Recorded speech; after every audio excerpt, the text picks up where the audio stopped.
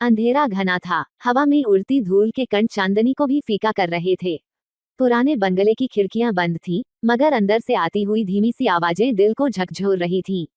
राहुल, एक साहसी युवक, इस बंगले में घुसने की हिम्मत जुटा रहा था। कहा जाता था कि इस बंगले में एक खजाना छुपा हुआ है, लेकिन इस खजाने के साथ एक रहस्य भी जुड़ा हुआ था।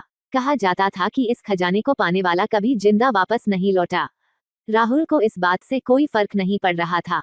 वो खजाने को पाने के लिए कुछ भी करने को तैयार था। आहिस्ता से उसने दरवाजा खोला। अंदर का नजारा देखकर उसके रोंगटे खड़े हो गए। कमरे में धुआं सा छाया हुआ था। राहुल ने अपनी टॉर्च जलाई। टॉर्च की रोशनी में उसे एक पुरानी सी तस्वीर दिखाई दी।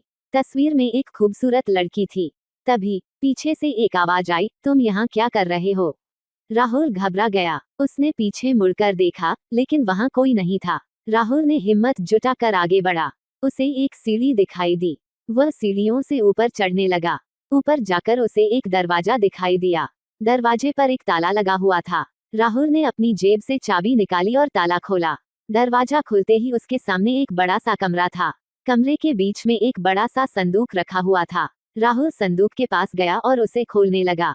तभी अचानक से कमरे में लाइट चली गई। राहुल डर गया। अंधेरे में उसे कुछ आवाजें सुनाई दी। राहुल ने अपनी आंखें बंद कर ली और जोर से चिल्लाया।